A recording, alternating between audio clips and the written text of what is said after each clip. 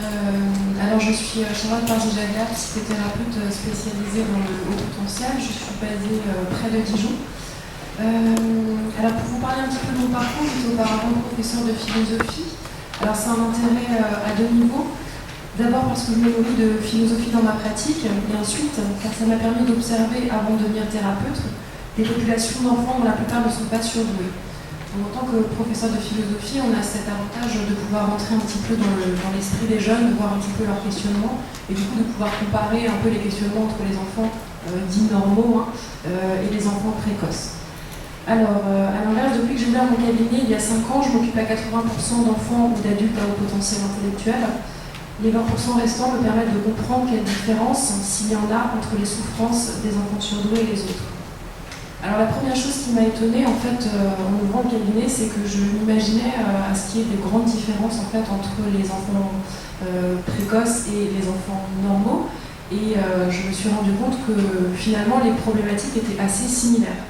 Alors parmi les problématiques les plus récurrentes qu'on retrouve dans un cabinet de psychologie, il y a l'hypersensibilité, l'anxiété et les somatisations diverses, les problèmes de harcèlement et la dépression. Alors la dépression, pas forcément de grave dépression, en tout cas des traits dépressifs, des affects dépressifs.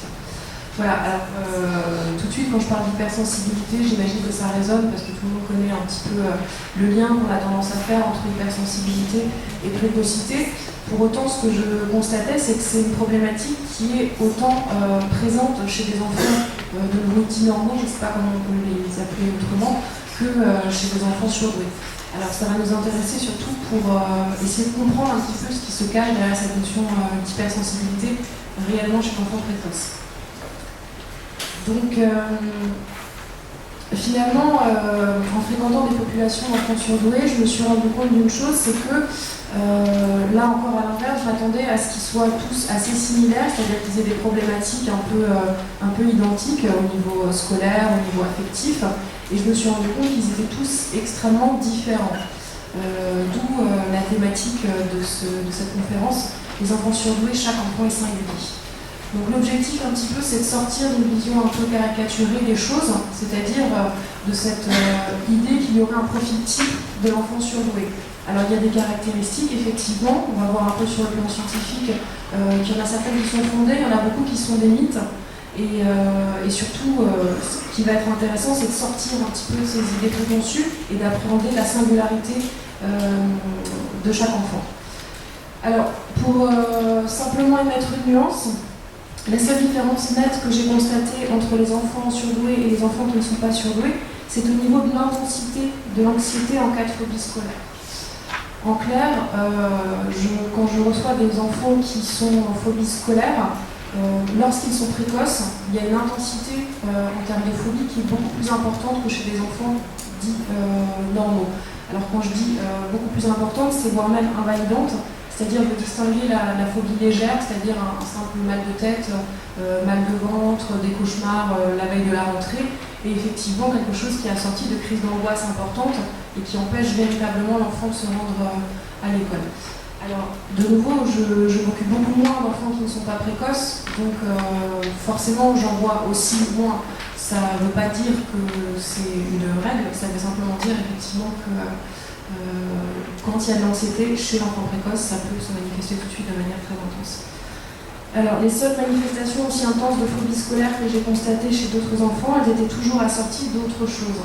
Donc ça pouvait être par exemple des troubles de l'identité sexuelle, des débuts de schizophrénie, de l'homosexualité latente, ou alors effectivement de l'autisme qui n'était pas encore détecté. Voilà. Donc à chaque fois, effectivement, quand c'était aussi intense, il y avait quelque chose, une problématique associée. Donc pour en revenir au fonctionnement des enfants surdoués, donc je vous disais que je m'attendais à avoir des récurrences importantes, et j'en ai vu certaines, mais substantiellement autant que j'en voyais chez des enfants qui n'étaient pas surdoués. Alors je m'attendais par exemple à avoir des enfants qui détestaient l'école. Bon. Alors il y en a effectivement qui détestent l'école, qui ne s'y épanouissent pas du tout, qui sont en rupture avec le système scolaire. Il y en a à l'inverse qui sont tout à fait qui sont tout à fait épanouis à l'école, et voire même qui, eux, deviennent alors pseudo-hyperactifs, c'est-à-dire qu'ils s'agitent énormément pendant les périodes de vacances parce qu'ils ont un besoin de stimulation et qu'ils apprécient particulièrement le système.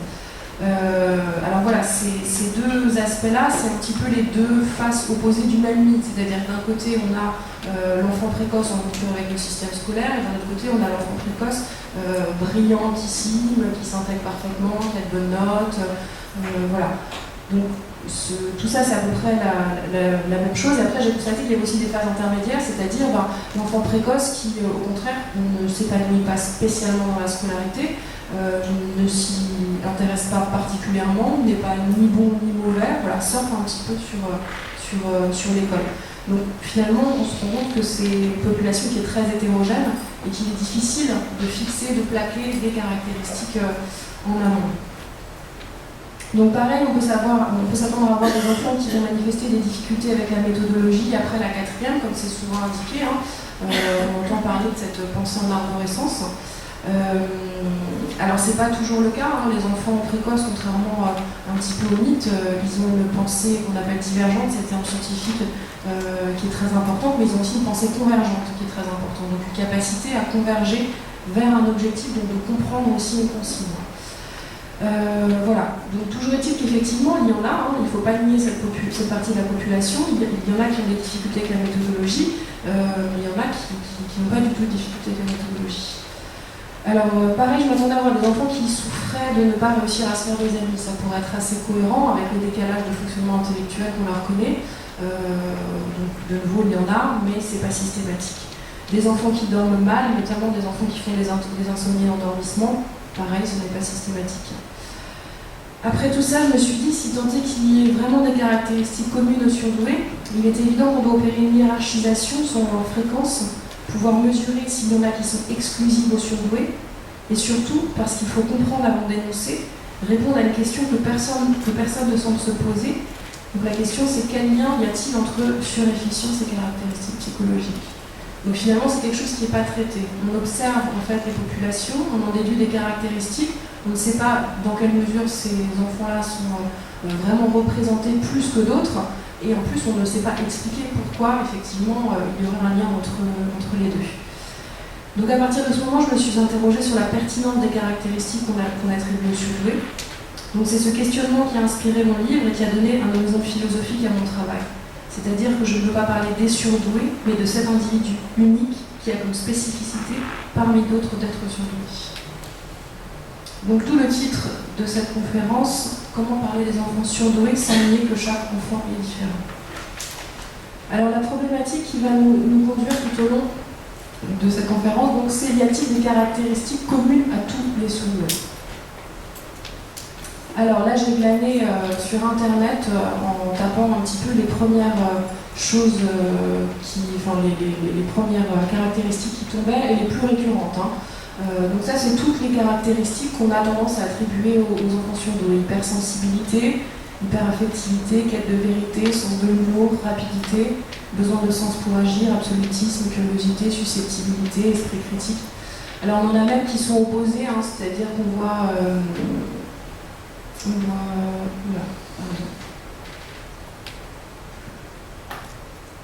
on voit des choses comme perfectionnisme, je ne sais plus à quelle ligne c'est, et procrastination. Donc ça, c'est des choses très intéressantes parce que je ne comprends pas comment on peut être à la fois perfectionniste et en même temps remettre en ordre.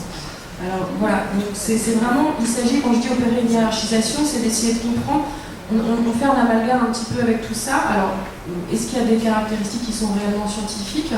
Est-ce qu'il y en a qui sont des pures interprétations? Et voilà, quelle est leur validité, leur valeur?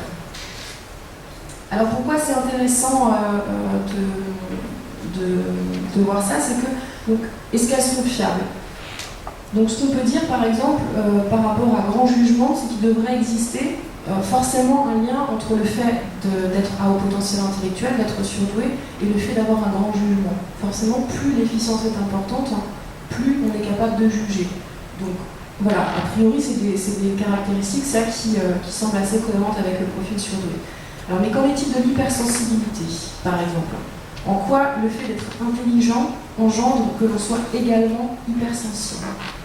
Et les surdoués sont-ils tous hypersensibles? Donc de manière générale, ce que j'ai pu constater en observant finement, non pas des enfants surdoués, mais des adultes. Alors pourquoi des adultes? Parce que les adultes, en fait, on peut avoir une communication beaucoup plus intégrale avec un enfant. Il ne se connaît pas encore très bien et on a du mal il a du mal à définir même ce qu'il ressent, qui il est. Donc c'est compliqué de mesurer la façon dont il ressent cette hypersensibilité. Donc ce que j'ai pu voir avec les adultes, c'est que effectivement il y avait une part d'hypersensibilité, mais pas toujours. Et que par rapport aux caractéristiques générales, la plupart, ils pouvaient avoir un tiers des caractéristiques décrites, mais pas toutes. De la même manière que je pense que si effectivement on prend une population de personnes normales, peut-être qu'elles pourraient se reconnaître dans un tiers aussi des caractéristiques décrites. Alors dans ce cas, pourquoi les parents reconnaissent si bien leurs enfants dans ces caractéristiques et pourquoi de nombreux adultes décident de se faire tester après s'être reconnus dans le profil du surdoué? Alors on répondra à cette question un petit peu plus tard. Une des premières choses qu'on peut essayer de voir, c'est ce qu'on appelle l'effet Barnum. Je ne sais pas si vous avez entendu parler de ce que c'est. Non, pas du tout. Alors, l'effet Barnum, en fait, c'est une expérience en psychologie qui a été réalisée par Bertram Forer en 1948. Donc, en fait, il a fait passer à ses étudiants un test de personnalité et il leur a donné à tous, en guise de compte-rendu, des horoscopes combinés au hasard. Il leur a donné à tous exactement le même. Et après, il leur a demandé dans quelle mesure ils se reconnaissaient dans le profil. Et je crois que c'était c'était plus de 4, quelque chose, où les gens en fait, se reconnaissaient dans le profil, alors que c'était pas un profil qui avait été fait pour l'individu, mais qui avait été fait vraiment au hasard et qui avait été donné à tout le monde. Donc ça peut un petit peu vous intéresser, c'est le profil qu'il avait donné à tous ses étudiants. Donc vous avez besoin d'être aimé et admiré, et pourtant vous êtes critique avec vous-même. Vous avez certes des points faibles dans votre personnalité, mais vous savez également les compenser. Vous avez un potentiel considérable que vous n'avez pas encore utilisé à votre avantage. À l'extérieur, vous êtes discipliné et vous savez vous contrôler, mais à l'intérieur, vous tendez à être préoccupé et pas très sûr de vous-même. Parfois, vous vous demandez sérieusement si vous avez pris la bonne décision ou fait ce qu'il fallait. Vous préférez une certaine dose de changement et de variété et devenez insatisfait si on vous entoure de restrictions et de limitations. Vous vous flattez d'être un esprit indépendant et vous n'acceptez l'opinion d'autrui que dûment démontrée. Vous avez trouvé qu'il était maladroit de se révéler facilement aux autres. Par moments, vous êtes très extraverti, bavard et social, tandis qu'à d'autres, vous êtes introverti, circonspect et réservé. Certaines de vos aspirations tendent à être assez irréalistes. Donc vous voyez, c'est très général. Alors forcément, quand on sait que c'est une arnaque, on va se dire, on va mettre un petit peu de distance. Le fait qu'on ait dit à ses étudiants, c'est votre grand professeur qui a créé ce profil par rapport à un test de psychologie qui a valeur d'autorité, il a fait ce profil pour vous, ça crée une identification, ce qu'on appelle un biais d'identification très important, et donc la plupart des gens se sont reconnus très très positivement. Alors cet effet Barnum, il est forcément présent quand on parle de la précocité. Voilà. Alors vous pouvez me dire effectivement, oui, mais la différence entre ça et les caractéristiques qu'on attribue aux surdoués, c'est que ces caractéristiques, elles sortent pas de nulle part, c'est pas un condensé d'horoscope, c'est des observations de psychologues qui ont été faites auprès des populations d'enfants précoces. Alors évidemment, oui, c'est vrai, seulement c'est majoritairement des enfants qui consultent, donc ça veut dire des enfants qui sont en souffrance. Et secondairement, je me demande dans l'absolu s'il est possible de créer un seul profil avec une population si hétérogène. Lorsque l'on parle par exemple des symptômes de la schizophrénie, ce sont les symptômes qui créent la maladie. Autrement dit, s'il n'y a pas de manifestation de la maladie, il n'y a pas de maladie en fait. Lorsque l'on parle du potentiel intellectuel, c'est la seule caractéristique qui a valeur de symptôme avec les guillemets, c'est l'efficience intellectuelle. C'est pas l'hypersensibilité ou quoi que ce soit d'autre. Alors on pourrait démontrer même avec vous aujourd'hui qu'effectivement ça fonctionne assez mal de dresser un profil général. Alors je ne sais pas si je vous demande de vous décrire chacun en 5 caractéristiques. Après on dépouille les résultats et puis on va se rendre compte qu'il y a des récurrences qui vont revenir. Alors le plus souvent dans ce genre de cas, ce qui revient, ça va être gentil, parce que tout le monde pense qu'il est gentil, sociable, intelligent, perfectionniste, soucieux du regard des autres. Alors on va se dire que statistiquement c'est à peu près ce qui va ressortir d'une population. Mais si après, individuellement, je reçois chaque personne au cas par cas, je me rendrai compte que ça correspond en fait à personne en propre. C'est-à-dire que cette liste de caractéristiques, elle correspond peut-être à une masse d'individus, mais pas à un individu en propre. Donc par conséquent, en dressant un profil type, on croit aller à la rencontre de son enfant, alors qu'en fait, on lui colle une étiquette qui ne lui correspond pas et on l'empêche de se rencontrer vraiment sans a priori. L'idée, c'est vraiment ça. C'est pas effectivement de nier l'idée qu'il y a des récurrences, c'est d'essayer de comprendre qui est votre enfant pour lui venir en aide sans le prédéterminer et l'enfermer à un moment donné dans une représentation erronée.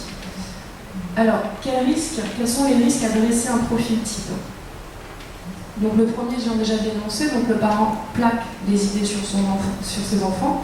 L'enfant peut développer ses caractéristiques par identification à ce qu'on dit de lui, et le parent se crée des craintes qui peuvent être parfois injustifiées.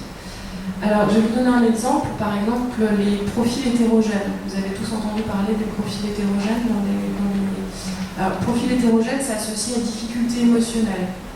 Dans la littérature sur le sujet, on va dire vous avez un profil hétérogène, vous allez avoir un enfant qui va être certes plus créatif, mais beaucoup plus rebelle, qui va beaucoup moins s'adapter à la méthodologie, qui va être extrêmement, qui peut même manifester des problèmes sur le plan émotionnel, etc.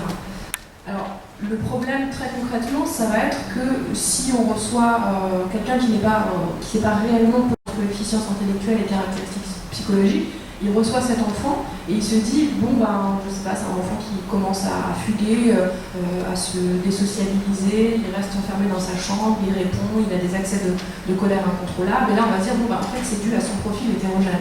Donc c'est tout à fait normal. En fait, on va s'imaginer que c'est un enfant qui est en train de déclarer de façon qu'on appelle une décompensation psychotique, c'est-à-dire de déclarer une maladie mentale. Sauf qu'en assimilant ça au profil hétérogène, on ne va pas voir la maladie mentale se déclarer, on va l'associer au profil hétérogène et en fait on va mettre cet enfant en grand danger parce qu'il n'y aura pas de prise en charge adaptée. Donc tout l'intérêt, véritablement, sortir un petit peu de ces clichés. Un profil hétérogène, c'est plus compliqué dans l'absolu, que l'on soit surdoué ou que l'on ne soit pas surdoué. Quand on a des capacités qui sont inégales dans certains domaines, ça fait qu'on ne peut pas compter véritablement sur son intelligence. C'est-à-dire qu'à des moments, on va capter très très bien, et à d'autres moments, on va se sentir beaucoup plus perdu. Donc ça peut créer un petit peu d'instabilité. Mais de là à créer un profil de personnalité et de créer obligatoirement des problèmes émotionnels, encore une fois, il faut essayer d'expliquer le lien. Un autre exemple moins grave, donc ça va être le conditionnement. Donc je vous marque que l'enfant peut développer des caractéristiques par identification à ce qu'on dit de lui. Vous dites à votre enfant, il est hypersensible,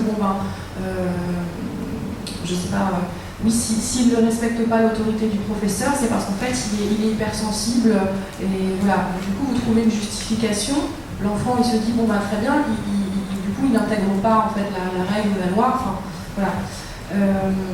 Et autre chose encore, c'est qu'effectivement, vous pouvez créer de l'anxiété chez votre enfant. Donc ça, vous savez, plus un parent est anxieux, plus l'enfant va porter ses angoisses. Donc à force, effectivement, d'avoir des peurs par rapport à ça, donc par exemple, je ne sais pas, il est hypersensible, alors est-ce qu'il pourra gérer, les exemples sont nombreux, les rapports en collectivité où l'individu s'efface, affronter la réalité, car l'intensité du sentiment de l'injustice l'en empêche. Il y a pensé en l'arborescence, pourra-t-il réussir au lycée, à l'université? Donc tout ça, c'est des choses que le parent il peut se poser comme question. Et du coup, l'enfant, il ressent cette anxiété et lui aussi, il finit par être anxieux.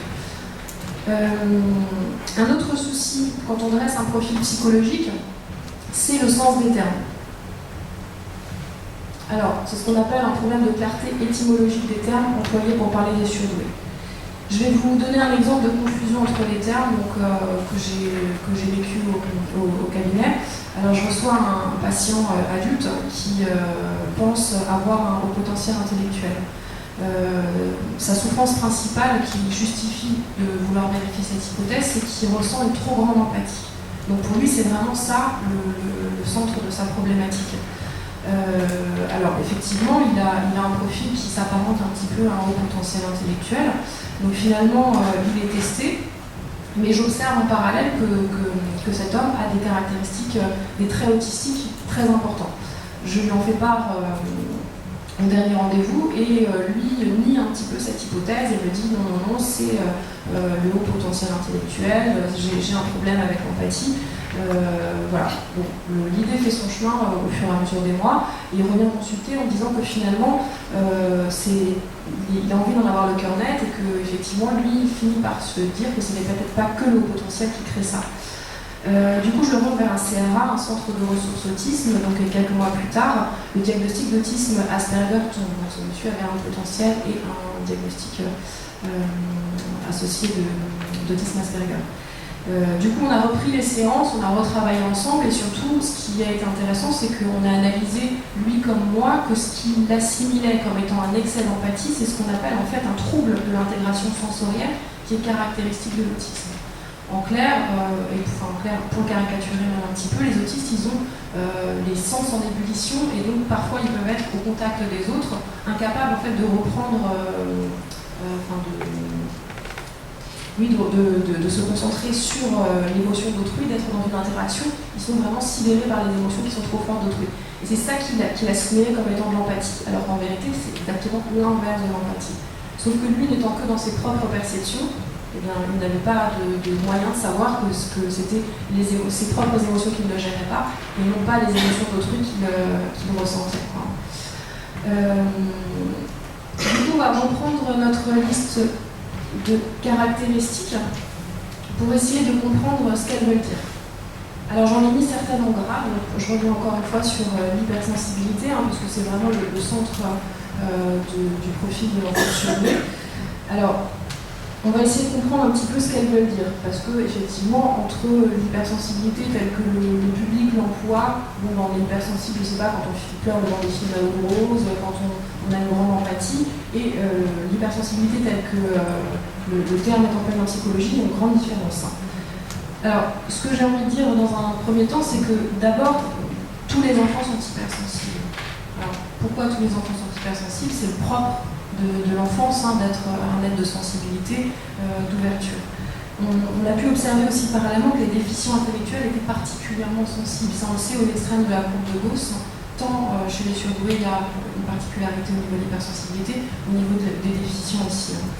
À partir du moment où on est des êtres de pensée et d'émotion, on a une sensibilité. Avant d'être un sociopathe, on a tous une sensibilité. La question, c'est de savoir à partir de quel moment on devient hypersensible. Vous allez me dire, c'est un seuil de tolérance personnelle, et donc c'est une valeur qui est très subjective en fait. Il y a des individus qui sont extrêmement hypersensibles, mais qui n'en ont même pas conscience en fait, qui bloquent leurs émotions, leurs sensations. Voilà. Il faut aussi noter qu'il y a d'autres facteurs qui peuvent engendrer une hypersensibilité, notamment la dépression. La dépression est quasiment tout le temps associée à une forme d'hypersensibilité des émotions. L'anxiété aussi, si vous êtes anxieux de temps en temps, vous vous rendez compte que les bruits vont être plus forts, que les perceptions vont être plus fortes, parce que l'organisme est un petit peu choqué. Et bien sûr, les maladies psychiatriques.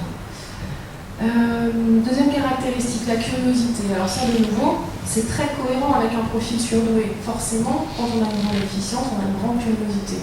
Donc c'est un critère qui me semble intéressant. Cela dit, de nouveau, la question c'est est-ce que cette curiosité elle est légère? Est-ce qu'elle est un niveau 1, 2, 3, 4? À quel niveau on situe curiosité intense de l'enfant surdoué? De nouveau, tous les enfants sont curieux. Je ne sais pas si vous avez pu rencontrer les enfants de vos amis ou de qui que ce soit. Les pourquoi ci, pourquoi ça, qui sont souvent associés aux enfants surdoués, vous les retrouvez chez n'importe quel enfant. Alors je ne sais pas, va prendre ta douche, pourquoi? Pour être propre, pourquoi? Pour sentir bon, pourquoi? Pour avoir des amis, pourquoi? Voilà, ça c'est le genre de choses, les enfants de 4, 5, 6 ans, ils sont tous comme ça, à moins effectivement qu'ils soient inhibés et qu'ils n'aient pas confiance en l'adulte. La seule petite différence que j'ai pu noter, de nouveau ça n'a pas de valeur scientifique, simplement c'est mon observation, c'est que chez les enfants précoces, les questions sont beaucoup plus ciblées. En clair, l'enfant qui n'est pas précoce, il va avoir tendance un petit peu à questionner, ça part en boucle comme ça, de manière infinie, mais on ne sent pas qu'il y a un sujet de préoccupation dans le fond. Alors que chez les enfants précoces, très souvent, on sent qu'il y a une curiosité, un problème de fond qu'ils veulent aborder et qui les inquiète. Au niveau du perfectionnisme, donc caractéristiques associées à la précocité, là encore, j'aimerais bien comprendre pourquoi, parce qu'on a une grande déficience, on est plus perfectionniste, et et pourquoi voilà, on lit une efficience moyenne ou inférieure ou légèrement supérieure, on ne serait pas tout autant perfectionniste. Mon expérience d'enseignante m'a permis de me rendre compte aussi que des enfants qui se mettaient dans tous leurs états parce qu'ils avaient de mauvaises notes, il y en avait beaucoup. Après, on reçoit les parents en conseil de classe et on se rend compte même parfois que les parents ne sont pas du tout derrière pour leur mettre la pression et que c'est ces enfants-là qui ont pris sur eux à un moment donné d'être très perfectionnistes. Je reviens à cette idée de perfectionnisme opposé à la procrastination parce que ça me fait bien rigoler en fait de me dire qu'on peut donner des caractéristiques qui sont à ce point opposées. Alors parfois j'ai des parents qui m'expliquent oui mais en fait parce qu'ils sont extrêmement ils ont tendance à la procrastination parce qu'ils sont tellement perfectionnistes, qu'ils se mettent tellement la pression que du coup au bout d'un moment ils n'arrivent plus à avancer quoi, et donc ils remettent au lendemain. Alors ça me fait un petit peu l'effet de ces gens parfois qu'on entend qui disent oui ben moi j'étais trop généreux, on s'est moqué de moi, du coup maintenant je donne plus rien. Du coup on a envie de leur répondre oui donc tu es égoïste de fait, mais la personne va me dire non je suis extrêmement généreux, c'est pour ça que je ne donne pas. Il y a une espèce de, sur le plan rhétorique, il y a une espèce un petit peu de contradiction qui du coup est. Alors, j'entends tout à fait l'explication que parfois, quand on est trop perfectionniste, on peut se mettre une pression et que ça peut engendrer de la procrastination. Cela dit, ça reste quand même bancal de généraliser ça à un profil d'ensemble. À côté de cela, certaines de ces caractéristiques qu'on retrouve partout sont carrément fausses. Alors ça aussi, c'est important de le préciser. Vous les voyez entre parenthèses. Donc, par exemple, les 2 tiers d'échecs scolaires. Alors, qu'il y ait de l'échec scolaire dans la population d'enfants précoces, je suis tout à fait d'accord. Par contre, 2 tiers, c'est une proportion qui sort de nulle part, en fait. C'est-à-dire que tous les scientifiques qui se sont intéressés de manière un peu sérieuse au sujet vont essayer de retrouver cette étude qui prouvait qu'il y avait 2 tiers en échec scolaire et personne ne l'a jamais retrouvée. Donc, ce qui laisse quand même penser que c'est une statistique qui est fausse. Seulement, vous savez comment ça se passe, il y a un article, quelqu'un fait dont la parole a valeur d'autorité, voilà, ça va rebondir, ça va être repris, et puis finalement on va imaginer qu'en fait c'est le cas. Notamment parce que cette proportion-là a été reprise par l'éducation nationale. Donc l'éducation nationale qui n'a pas pris malheureusement la peine de vérifier. Pareil, on entend beaucoup de mythes, l'enfant précoce, il s'ennuie à l'école systématiquement.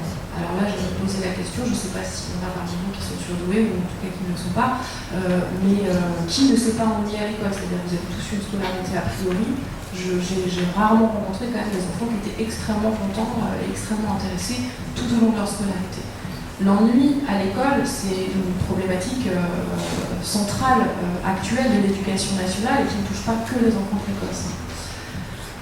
Une autre caractéristique qui est effectivement fausse, c'est-à-dire qui n'est pas scientifique, c'est cette idée de penser en arborescence. Alors, pourquoi c'est une idée qui est fausse? Parce que la pensée en arborescence, ça ne veut rien dire sur le plan scientifique. On s'entend bien, en fait, on va parler de pensée divergente. Je ne sais pas si vous connaissez le terme. La pensée divergente, c'est la capacité de sortir du cadre, en fait. C'est-à-dire que c'est la capacité de faire des liens hors d'un cheminement logique. Donc, ce qu'on constate par rapport à cette pensée divergente et non pas cette pensée en arborescence, c'est que premièrement, elle n'est pas exclusive aux surdoués. C'est-à-dire que cette pensée divergente, elle est très présente chez les artistes. A priori, tous les artistes sont capables à un moment donné de sortir du cadre et donc d'effectuer des chemins un petit peu de traverse. Certains schizophrènes, qui font des associations d'idées un petit peu aléatoires, vous avez l'impression que le câblage du cerveau est complètement illogique. Donc ça c'est une chose, et une autre chose que j'ai déjà dite tout à l'heure, c'est que les surdoués, si tant est qu'il y en ait certains qui ont une pensée divergente très importante, beaucoup ont une pensée convergente également très importante. La pensée convergente, c'est l'inverse en fait de la pensée divergente, c'est-à-dire c'est la capacité de saisir véritablement, de converger vers une réponse, vers ce qu'on a attendu. Dans les preuves des tests de QI pour les enfants et pour les adultes d'ailleurs, il y a 2 épreuves, une qui s'appelle similitude et une qui s'appelle matrice. Alors similitude, elle va faire appel à la pensée divergente et à la pensée convergente. Si vous n'avez pas une forte pensée convergente, vous n'êtes pas capable de réussir correctement cet exercice. Pareil pour matrice qui, lui, par contre, utilise exclusivement la pensée convergente. Donc là, ce qu'on voit, c'est que même au sein du test de QI, c'est-à-dire qu'un enfant, s'il est surdoué à un moment donné, il a obtenu des scores particulièrement élevés, a priori un peu partout quand même. Donc forcément, ils ont une pensée convergente à un minimum en fait. Dernière caractéristique, donc la vitesse de transmission neuronale 2 fois plus rapide. Alors, on s'est rendu compte avec les expériences qui ont été faites récemment qu'effectivement, il y avait une vitesse de transmission neuronale qui était plus rapide chez les enfants précoces, mais 2 fois plus rapide, on n'en sait rien pour l'instant. Donc ça aussi, puis d'ailleurs, ça veut dire quoi 2 fois plus rapide? Ça veut dire que 2 fois plus vite, ça va dépendre aussi des individus. Voilà, on va peut-être faire une petite pause. Oui? Là tout à l'heure.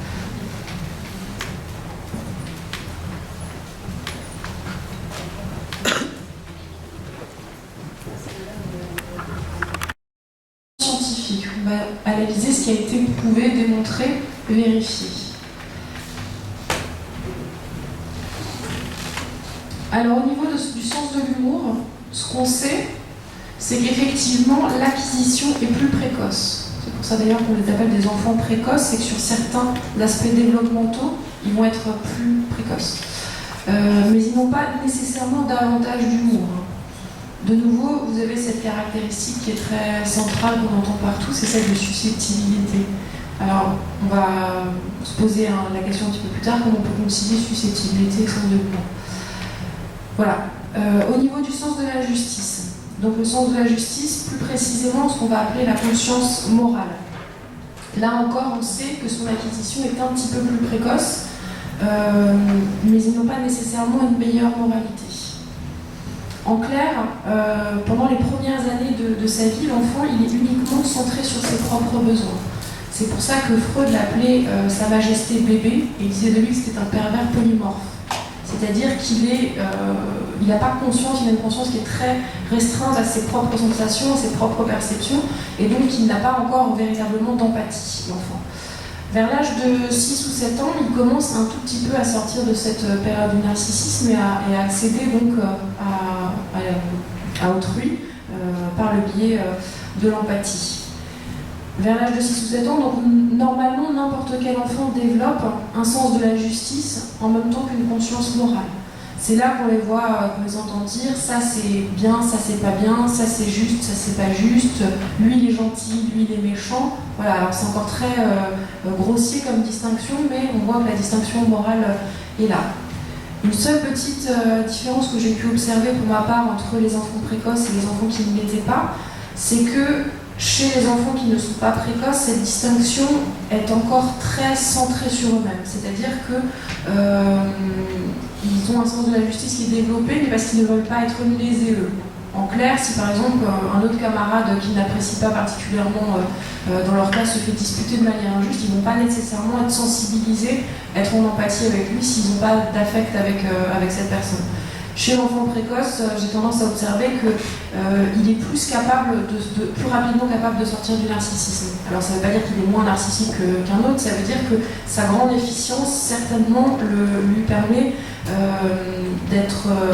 d'accéder à des subtilités des émotions d'autrui qui sont beaucoup plus avec une plus grande acuité et donc d'avoir peut-être une meilleure qualité d'empathie, une meilleure qualité de conscience morale. Voilà.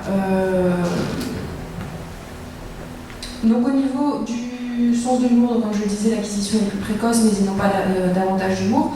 Au niveau du sommeil, alors la recherche sur le sommeil démontre que plus un organisme est capable d'apprentissage et de mémoire, plus ces phases de sommeil paradoxal sont importantes.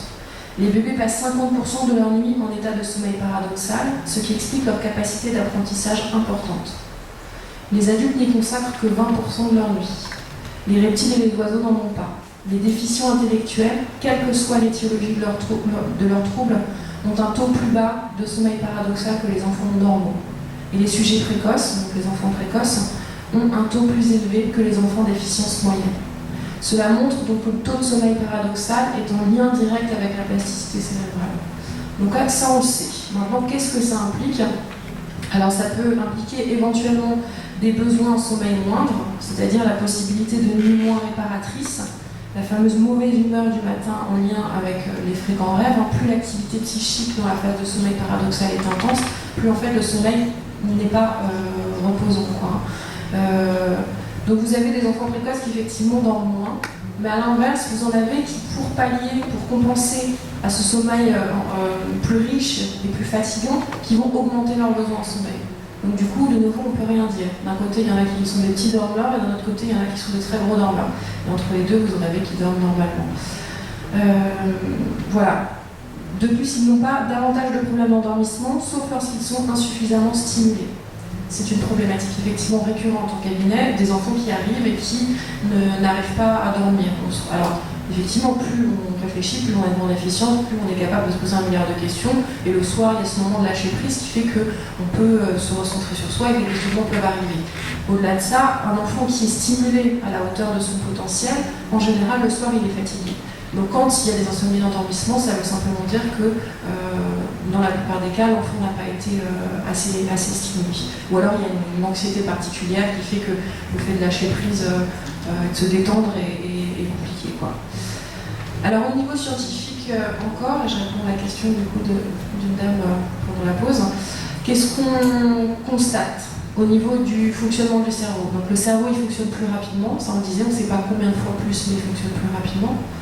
Il est morphologiquement différent et les connexions effectuées par les surdoués sont plus riches et plus cohérentes entre elles. Alors, c'est des travaux dont vous avez peut-être entendu parler, donc notamment ceux de Michel Habib, neurologue au CHU de Marseille. Donc, ils se sont rendus compte que l'anatomie du cortex était morphologiquement différente. Donc, plus précisément, les sillons et les circonvolutions du cortex temporopariétal des enfants surdoués étaient différents. Ensuite, ils ont fait des expériences par IRM de diffusion, donc qui permet de mettre en lumière les structures fibreuses, notamment de matière blanche du cerveau, et qui a démontré que les enfants surdoués ont une organisation différente de ces fibres et disposent d'une plus riche connectivité que les enfants ordinaires. Et enfin, l'électroencéphalogramme qui mesure l'activité électrique met en lumière que pour la résolution d'une tâche, les différentes parties du cerveau communiquent mieux entre elles au niveau du cortex temporopariétal, donc chez les surdoués au profil homogène. Chez ceux dont le profil est hétérogène, ils font davantage travailler leur zone pariétale, tandis que la zone dorso-latérale, responsable du contrôle du comportement et des émotions, est moins active. Donc ça, c'est les études des neurologues de Lyon, des docteurs Dominique Sapet-Marinier et Pierre Fourneret. On va revenir sur l'hypersensibilité pour comprendre donc, ce qu'elle veut dire en psychologie. Alors, qu'est-ce que l'hypersensibilité? Donc, non, en psychologie, ce n'est pas juste la capacité de pleurer devant les films à l'eau de rose. Au niveau de la psychologie, on va distinguer deux aspects. Le premier aspect physiologique, conditionné par la génétique, donc qui est d'une certaine façon inné, c'est-à-dire la plus ou moins grande réactivité de l'organisme. Alors, ça va être la réactivité au bruit, au son, c'est-à-dire comment votre organisme perçoit par les sens les choses. Et le deuxième point, c'est l'aspect psychologique, c'est-à-dire le traitement cognitif des émotions qui conditionne la représentation d'un événement.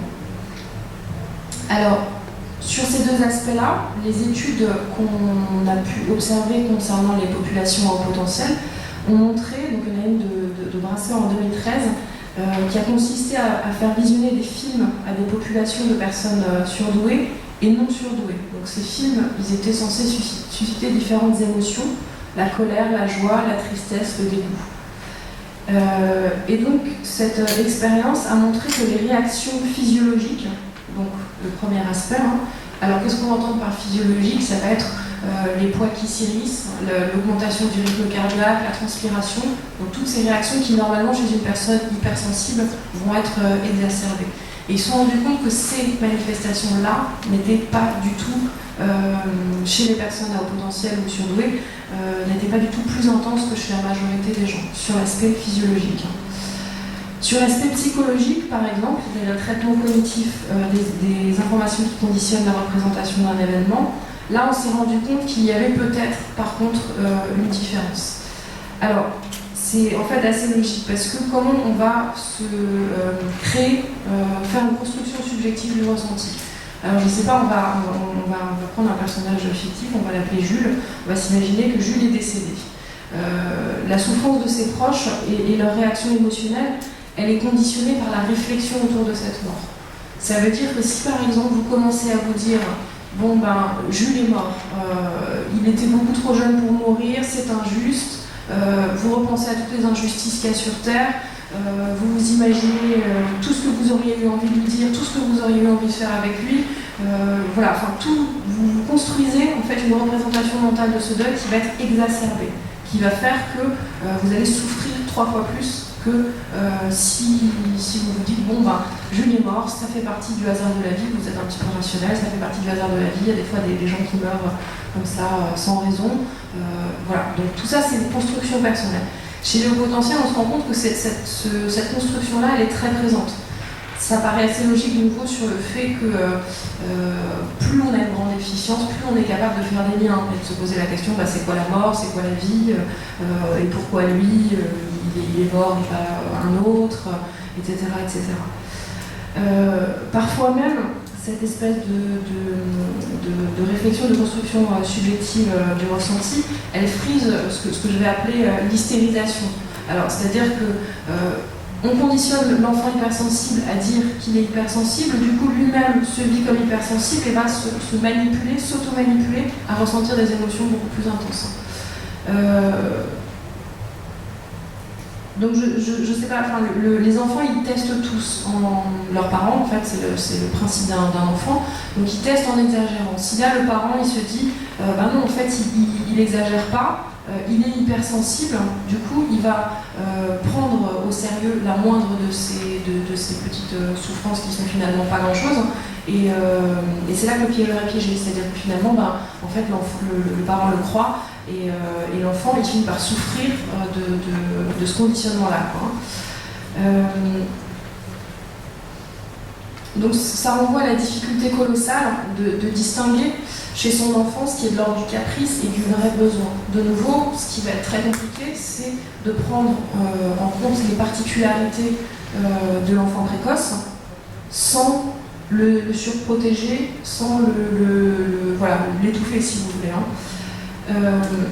Un enfant au potentiel, de manière générale, il a besoin de parents plus attentifs que les autres parce que très rapidement, il peut, par rapport à son déficience, justement plonger dans de l'anxiété ou des choses comme ça. Cela dit, si vous le surprotégez, vous allez renforcer encore plus cette anxiété-là. Deuxième point, sur le plan phénoménologique. Alors, sur le plan phénoménologique, ça veut dire que c'est pas prouvé par la science, ça veut dire qu'on peut créer une construction intellectuelle qui nous permet de justifier qu'il y a un lien entre certaines caractéristiques. Donc par exemple l'échec scolaire. Il n'y a pas de raison de penser que haut potentiel égale échec scolaire, sans compter que beaucoup de personnes d'enfants à potentiel n'ont pas été détectées, réussissent une scolarité brillante, c'est peut-être pour ça notamment qu'ils ne sont pas détectés. Par contre, ce qu'on peut déduire du fonctionnement haut potentiel, c'est qu'ils n'aiment pas les répétitions. Donc ça c'est une première chose. Pour les autres enfants, les répétitions sont favorables à l'ancrage dans la mémoire, et pour une personne à haut potentiel qui a une bonne mémoire, c'est source de désintérêt. Forcément, si vous revenez à la première lecture ce qu'on vous raconte, eh ben, vous n'avez pas envie qu'on vous le répète 15 fois alors que c'est ancré. Ils n'aiment pas beaucoup apprendre par cœur, donc c'est pas tous les enfants de nouveau, mais c'est assez fréquent. Et c'est assez logique. Pourquoi ? Parce que quand on est intelligent, on a envie de faire marcher son cerveau, donc on a envie de comprendre, on a envie de raisonner, on a envie que le cerveau soit en marche. On n'a pas envie de faire une activité qui est bête et disciplinaire et qui n'a pas d'intérêt, parce que apprendre par cœur, c'est pas comprendre et c'est pas approfondir un sujet. Ils n'aiment pas suivre non plus des méthodologies, mais fonctionner à leur façon, pour la même justification que celle d'avant, c'est-à-dire que quand on a une grande efficience, on a envie de fonctionner à sa façon. Souvent, on les entend dire d'ailleurs, oui, bah, le professeur de mathématiques nous a donné une procédure, mais moi j'ai l'impression de tricher en suivant la procédure. Parce qu'effectivement, c'est comme pour une recette de cuisine, si vous suivez exactement point par point la recette, vous arrivez à faire un gâteau qui est très très bon, mais c'est pas le vôtre, c'est pas votre gâteau, c'est pas vous qui l'avez inventé, donc c'est très facile en fait. Il y a ce plaisir de la découverte chez l'enfant précoce qui est très important et donc qui a besoin de fonctionner de manière autonome. Une autre difficulté qu'on peut éventuellement imaginer, c'est la difficulté à faire rentrer toutes ces idées dans un devoir restreint en nombre de pages. De nouveau, en raison de l'efficience. Si vous avez une efficience comme ça, vous pouvez la rentrer dans un devoir de 4 pages. Si vous avez une efficience comme ça va être beaucoup plus compliqué. Et après, pour un enfant surdoué, chaque détail peut être important. Et donc, le fait de se dire je trompe un détail à un autre, ça peut être un sacrifice qui est vécu de manière difficile. Ils peuvent aussi avoir des difficultés à argumenter une antithèse qui contredirait la thèse initiale. Alors ce qu'il faut comprendre, c'est que les enfants qui ne sont pas surdoués, ils ont besoin, alors par exemple en français ou en philosophie, quand ils arrivent au lycée, ils ont besoin de suivre une méthodologie pour pouvoir faire progresser leur pensée. En gros, la méthodologie, en la suivant, ça leur permet de déployer leurs idées. Un enfant précoce, il a souvent déjà cette autonomie de pensée, de réflexion, et du coup, vous lui donnez un sujet quel qu'il soit, il a déjà la conclusion de ce sujet avant de procéder au développement. Du coup, le reste, ça peut être ressenti comme étant du remplissage, et surtout, ce qui va être très compliqué, c'est d'écrire une antithèse qui contredit l'idée à laquelle il croit. C'est comme si, je ne sais pas, vous avez réfléchi déjà sur est-ce que vous êtes pour ou contre la peine de mort et qu'on vous demande de donner de l'avis inverse en fait. Pour eux, c'est une sorte de malhonnêteté intellectuelle et ils ont des difficultés parfois à faire ça. Et un dernier point, donc ils peuvent avoir du mal à synthétiser leurs pensées car pour eux, donc, chaque détail, c'est-à-dire chaque idée, chaque pensée a son importance dans le système de démonstration. Sur le plan phénoménologique, donc toujours, au niveau de l'empathie. Alors, je le disais, je le répète encore une fois, sur le plan statistique, il y a forcément des surdoués qui sont sociopathes. Alors peut-être pas des enfants, peut-être une émergence de sociopathie, mais pour ce qui est des adultes, voilà, il n'y a pas de surreprésentation chez les personnes d'intelligence moyenne ou normale. La différence qu'on peut observer néanmoins, c'est qu'il y a une empathie qui est non projective chez le surdoué et qui est certainement due à la variété d'émotions qu'il peut traiter sur le plan intellectuel. De nouveau, plus on est capable de comprendre largement, plus on est capable de se mettre à la place d'autrui, même quelqu'un qui fonctionne différemment de nous, parce qu'on est capable de comprendre comment il va fonctionner. Donc voilà, il y a peut-être une meilleure qualité de l'empathie, cela ne veut pas dire forcément qu'ils ont une empathie plus importante. Au niveau de l'anxiété, pareil, toutes les études qui ont été faites n'ont pas démontré qu'il y avait davantage d'anxiété chez les enfants surdoués. On peut imaginer que quand il y a de l'anxiété, elle peut se manifester pour des raisons particulières dues au potentiel. Donc par exemple, forcément, la lucidité entraîne l'anxiété. Plus on est conscient des choses, plus on peut être potentiellement sujet à l'anxiété. Sinon on met la tête dans le sable et la vie va bien. L'imagination. Plus on a une grande efficience, plus on est capable d'imaginer des scénarios divers et variés, et plus potentiellement on peut s'angoisser, faire de l'anticipation anxieuse. L'observation que moi j'ai pu faire en cabinet, de nouveau, c'est pas... alors bien sûr, il y a énormément d'enfants précoces qui sont anxieux, sinon ils ne consulteraient pas, mais que la précocité n'est pas en soi un facteur d'anxiété. Par contre, quand l'anxiété se manifeste, elle peut éventuellement être accentuée par l'efficience intellectuelle. En clair, être plus intense. Il n'y en a pas nécessairement plus, mais quand il y en a, elle est plus intense. A l'inverse, j'observe certains enfants surdoués qui sont moins anxieux que la majorité des enfants. Alors j'en ai un qui m'a dit récemment, je stressais tout le temps avant un examen, tout devenait incroyablement sérieux, j'avais pas le droit à l'erreur, et puis tout à coup il s'est dit, j'ai pris de la distance en me rappelant combien tout ça n'était pas sérieux par rapport à ce qui se passe dans le monde, et je me faisais rire de mon stress. Et à partir de ce moment-là, il a su complètement mettre à distance son anxiété, et il a voir de la vie avec une sérénité absolue. Un autre point sur le plan phénoménologique au niveau de la dépression, là pareil, vous allez trouver plein d'articles, plein de choses qui disent que l'enfant surdoué, il est potentiellement plus dépressif que les autres, c'est faux. En tout cas, ça n'a pas été démontré, hein. C'est peut-être vrai, mais pour l'instant, on n'en a pas la preuve.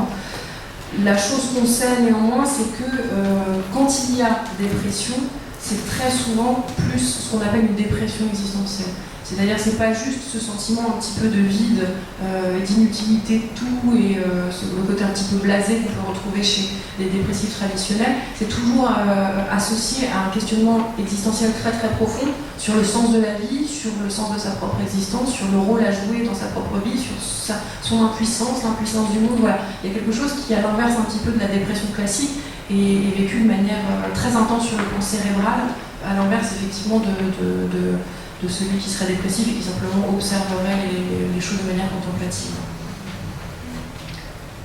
Alors, donc ces clarifications permettent de s'intéresser à son enfant propre, c'est-à-dire de déterminer comment il fonctionne et aussi de sortir d'une vision caricaturée de la douance comme étant nécessairement associée à un problème. Cela m'apparaît fondamental car ces pseudo-caractéristiques négatives des surdoués peuvent aussi être une chance. Alors on va reprendre un petit peu. Donc on va essayer d'arriver à une vision un peu plus nuancée de la douance. Et on va regarder donc ces caractéristiques pour voir en quoi elles peuvent être potentiellement négatives, en quoi elles peuvent être potentiellement positives. Alors, pour ce qui est de la pensée divergente, donc ça peut effectivement engendrer, si vous avez exclusivement une pensée divergente, ce qui encore une fois est rarement le cas chez les surdoués, des difficultés avec la méthodologie. En revanche, en point positif, ce que ça peut engendrer, c'est une grande créativité, voire même des coups de génie. C'est-à-dire quand le cerveau est capable de sortir des sentiers battus, etc., tout à coup, il peut y avoir ce qu'on appelle des inspirations incroyables.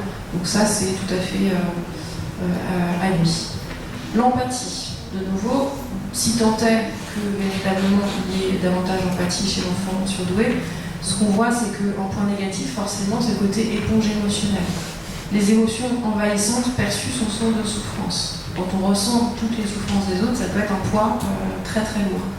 En point positif, c'est une source de compréhension d'autrui. Si l'enfant est capable de gérer cette empathie, ça peut faire de lui un fin psychologue qui comprend bien les autres et est capable de leur venir en aide. Au niveau de l'hypersensibilité, quand elle n'est pas canalisée, l'enfant peut développer des phobies, des tics, des tocs, de l'anxiété, manifester des tendances à la paranoïa ou somatiser à outrance, par exemple. Ça, c'est les points négatifs. En revanche, lorsque cette hypersensibilité est canalisée, elle est source de plaisir pour l'enfant, elle permet d'appréhender son environnement avec une grande richesse, une grande acuité. Au niveau de l'inhibition latente, alors je ne sais pas si vous avez entendu parler de ça, la recherche, donc ça pour le coup c'est démontré, a vu qu'ils pouvaient souffrir les enfants précoces éventuellement d'un déficit d'inhibition latente. Donc l'inhibition latente, c'est le processus cognitif inconscient qui permet à l'individu d'ignorer les stimuli non pertinents de son environnement. Par exemple, est-ce que vous entendez la musique ou pas qui est à côté. Les enfants précoces sont obligés de le faire en mode automatique, c'est-à-dire que la plupart des gens se centrent sur ce qu'ils sont en train de faire et oublient les bruits parasites. Les enfants précoces ont tendance, ils sont obligés de se dire « Ah, il y a un bruit parasite, je vais en faire abstraction ». Donc ils sont obligés de faire ça de manière consciente. Le fait de ne pas pouvoir faire spontanément le tri de ces différents stimuli peut conduire l'enfant éventuellement à une sorte de saturation mentale qui génère de l'anxiété. Donc s'il passe une journée avec beaucoup de sollicitations sensorielles, dans des bains de foule avec du bruit, de la lumière, ils peuvent être au bout d'un moment saturés d'informations s'ils ne savent pas faire le tri sur le mode manuel. En revanche, un déficit d'inhibition latente, s'il est bien vécu, permet une meilleure réceptivité à l'environnement et est source de créativité. Alors pour finir, comment appréhender la singularité de son enfant surdoué ? Donc, vu que c'est le sujet un petit peu de la conférence, on observe parmi les caractéristiques lesquelles représentent l'enfant, au lieu de penser qu'il est nécessairement comme le profil le décrit. Et ensuite, on essaie de comprendre pourquoi. Donc, pourquoi il est comme ça. De nouveau, est-ce qu'il est hypersensible ou est-ce que c'est un caprice ?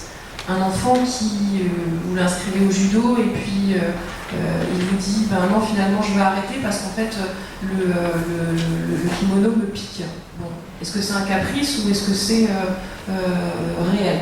Alors pour le coup, on sait qu'ils peuvent avoir particulièrement une sensibilité au niveau des vêtements, donc il est possible que ce ne soit pas un caprice. Donc il faudra effectivement en tenir compte. Et second point, on parle d'un postulat simple comme base de réflexion de son enfant. Ce qui le caractérise par rapport aux autres enfants, donc c'est sa grande efficience. En clair, c'est sur ce postulat-là qu'on doit ensuite nourrir la réflexion pour savoir quel est le lien entre caractéristiques psychologiques et enfant précoce. Ce que j'ai pu, moi, observer, c'est que, donc là, on voit rien. Bon, ça marche pas.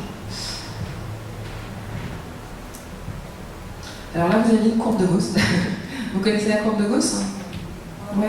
Donc en fait, vous voyez qu'en miroir d'un QI de 100, vous avez 100, 115, 130. 115, ça représente un écart type, 15 points au-dessus de la moyenne, qui en fait est à 98, mais sur le plan théorique elle est à 100. Et à partir de 130, on a 2 écarts types, c'est-à-dire 30 points de la moyenne. En miroir, vous arrivez à 70 de l'autre côté de la courbe. Je ne sais pas si vous voyez ce que ça veut dire. Donc en clair, il y a autant de différence entre un surdoué à 130 et une personne normale, entre une personne normale et un déficient intellectuel léger. Alors, si la différence ne se voit pas de prime abord, vous avez en face de vous un individu normal et un individu à 130, ils ont un accès au langage courant qui est relativement similaire en surface, donc ça ne va pas être explosif comme différence. A l'inverse, si vous voyez un enfant qui a un QI de 100 et un autre qui a un QI de 70, vous allez voir directement que vous n'êtes pas, qu'il n'y a pas le même niveau de compréhension en fait, entre ces deux enfants. Si la différence ne se voit pas, pour autant elle est présente. Elle ne se voit pas parce qu'en fait toute la société est structurée pour répondre aux besoins de la norme. Et que surtout l'enfant qui a un QI de 100, il est structuré du point de vue du langage pour répondre aux besoins de la norme. Ce qui n'est pas le cas forcément du déficient intellectuel léger ou alors de manière assez légère. Du coup, ce qui se passe, c'est qu'on a apparemment 2 individus qui en surface se ressemblent, mais qui dans le fond ont une compréhension du monde qui est extrêmement différente. Dans une même situation, dans je sais pas, ils ont une même activité, ils n'ont pas du tout les mêmes souvenirs, ils n'ont pas du tout les mêmes ressentis. 2 enfants parce qu'ils ont une compréhension du monde qui est vraiment différente, en décalage par rapport à ça. Alors ça, véritablement, ça peut être source d'un sentiment d'étrangeté quand l'enfant n'est pas testé, c'est-à-dire que si on ne lui dit pas, en fait, tu as une perception qui est un petit peu différente des autres, lui, il peut avoir le sentiment qu'il est toujours différent, qu'il n'est jamais comme les autres, et d'où ce sentiment parfois quand il est adulte ou même enfant, de pouvoir se sentir fou.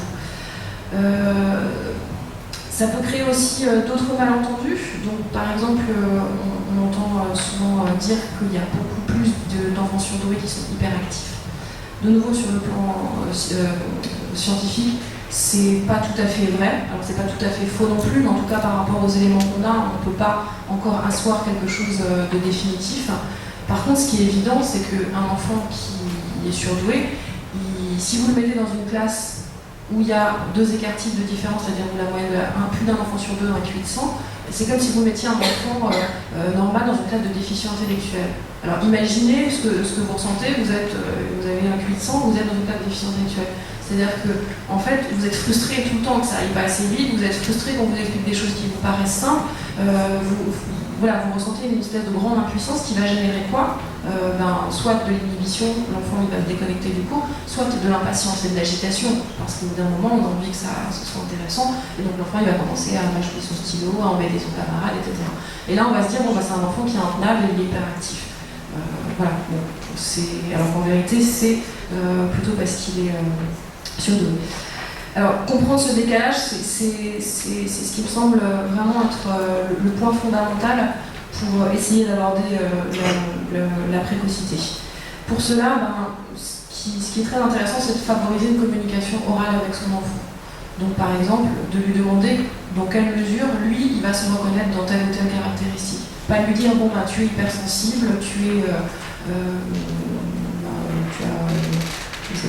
un sens de la justice très prononcé, mais de l'interroger sur la façon dont lui ressent les choses et comment il vit les choses. Voilà. On va s'arrêter là. Vous avez des questions ?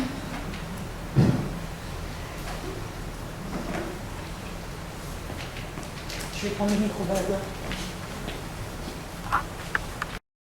Question au niveau des bilans, puisque c'est un peu controversé sur ce fameux chiffre à 130.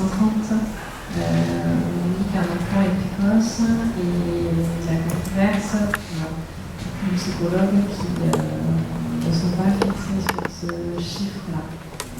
Qu'est-ce que vous en pensez? Ma deuxième question aussi, c'est qu'est-ce que vous pensez du terme des enfants zèbres? Alors, pour répondre à votre première question, en fait, le problème c'est qu'il faudrait avoir un support. Vous voyez les 4 indices, d'ailleurs c'est 5 pour les enfants plus que 5. Donc vous avez un indice verbal, un indice perceptif, un indice visuospatial, un indice de mémoire de travail, un indice de vitesse de traitement.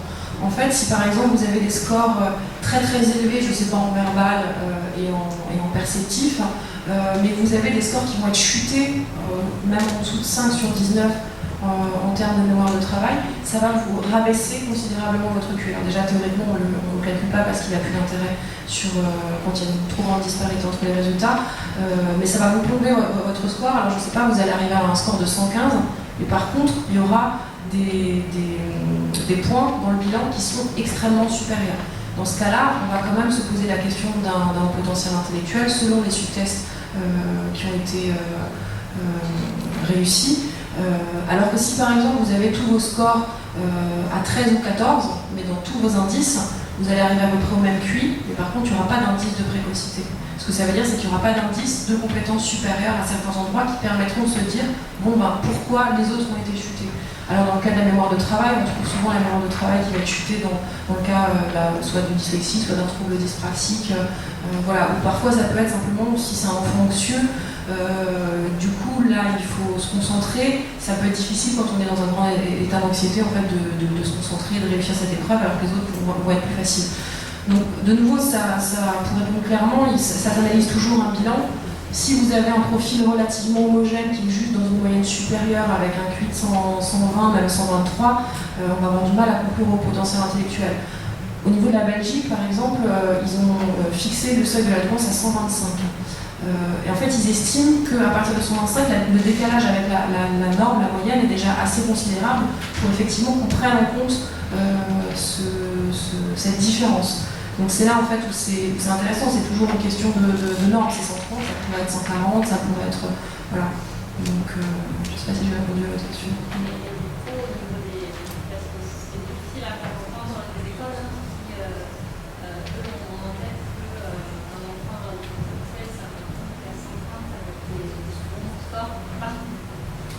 Ça va dépendre des écoles après, hein. C'est-à-dire que oui, ça va dépendre des écoles. Et après, vous avez des psychologues parce qu'ils sont quand même assez peu formés sur le sujet, il faut dire, en termes de psychométrie. Hein. Donc vous en avez qui finalement de temps en temps aussi font un peu leur propre mayonnaise. Et du coup, les écoles deviennent sceptiques. Donc voilà, c'est toujours compliqué, mais en tout cas, effectivement, on peut, même avec des résultats hétérogènes et une grande disparité entre les résultats, dire, et un QI qui n'atteindrait pas les 130, dire qu'il y a du haut potentiel, mais dans des contextes particuliers. Quoi. Et pour les enfants seuls, c'est la deuxième question. Voilà, c'est-à-dire est-ce que j'apprécie particulièrement le terme, il n'évoque rien sur le plan symbolique, voilà. Après, il a été créé pour sortir un peu de cette espèce de supériorité de l'enfant surdoué. Alors ça, je pense que c'est une nécessité dans l'absolu. Après, est-ce qu'il faut les appeler des herbes? Le problème, c'est qu'on parle de quelque chose qui est réel, pas d'un animal, en fait. Enfin, ce que je veux dire, c'est que oui, c'est un nom un petit peu commun, quoi. Alors quand on étudie le sujet, je trouve que c'est pas très sérieux, mais après, voilà. Le problème aussi, c'est que le terme a ouvert à beaucoup d'interprétations. C'est que maintenant, il y a eu cette distinction au potentiel émotionnel, au potentiel intellectuel qui a été faite par une psychologue qui n'est pas forcément très rigoureuse et du coup, maintenant, il y a des gens qui s'identifient au profil psychologique des caractéristiques du surdoué, mais non pas du tout un QI qui est donc ça, si vous voulez, le problème, moi, ça ne me dérange pas. Si des gens ont besoin sur le plan narcissique de dire qu'ils sont au potentiel émotionnel, le problème c'est qu'après on perd l'objet de ce qu'on étudie, c'est-à-dire qu'on finit par n'importe qui s'auto-diagnostique maintenant au potentiel émotionnel. Voilà, ça devient un petit peu compliqué pour savoir de quoi on parle. Une autre question? En rejoignant de ce que disait ma voisine, on s'est posé le même genre de questions avec un test, un risque en fait, qui était très hétérogène, mais aussi parce qu'il y avait des 10. Dans le cas de mon fils, c'était ça en fait, le twist du truc, c'est que tu voyais bien qu'il y avait des choses qui dépassaient. Sur la psychométrie, ça se voyait, c'était net, et la mémoire de travail, par exemple, complètement chuté. Et là, c'est peut-être aussi, nous, on a eu la chance de bosser avec des psychologues qui étaient vraiment pointus, et ça se révèle, quoi. Je sais un peu ce que vous disiez, je pensais que ça se révèle en fait, ça se voit. Je ne sais pas si votre question c'était l'école ou si c'était le rééducateur, thérapeute, psychologue, je sais pas comment. Voilà, parce qu'après, vous avez des gens qui sont vraiment... il n'y en a pas beaucoup, il faut les chercher. Mais quand on les trouve, tu vois vraiment la différence avec les autres. C'est très très net. Et sur justement les questions que vous posiez là. Moi j'ai une question en plus si je peux. Le test psychométrique et les épreuves qui mettent plutôt en avant le facteur G. Est-ce qu'il va y avoir bientôt une révision ou est-ce qu'il y a déjà des chercheurs qui cherchent là-dessus parce qu'il y a des tests qui sont... C'est-à-dire de faire un test spécifique pour les enfants précoces, hein. Pas forcément spécifique, mais justement de pouvoir, comme un peu, pas annuler, mais réussir à mieux voir l'impact d'un 10, de l'attention, etc., sur un risque. Parce que c'est difficile après de démêler le tien du mien. Après, c'est toujours la question de l'objectif du test. Quand on teste de quotient intellectuel, c'est pas un test d'intelligence, c'est-à-dire que ça va aussi tester vos fonctions cognitives. Vos fonctions cognitives, vous pouvez avoir une espèce de mémoire de travail exceptionnelle et ultra performant. C'est comme si vous avez un disque dur cérébral qui est très performant. Ça dépend ce que vous allez mettre dedans, ça dépend ce que vous allez en faire. Donc test de QI, ça ne veut pas nécessairement dire test d'intelligence avec un grand I, c'est-à-dire l'intelligence sur le plan philosophique, qu'est-ce qu'on en fait, etc. Mais par contre, ce test, il est créé comme ça pour pouvoir, en fait, au départ, mesurer la capacité d'adaptation à une scolarité normale. Il est créé à la base pour repérer les déficiences intellectuelles, pas aller au potentiel. Donc du coup, forcément, il n'est pas très pertinent pas toujours très pertinent dans le cadre du haut potentiel.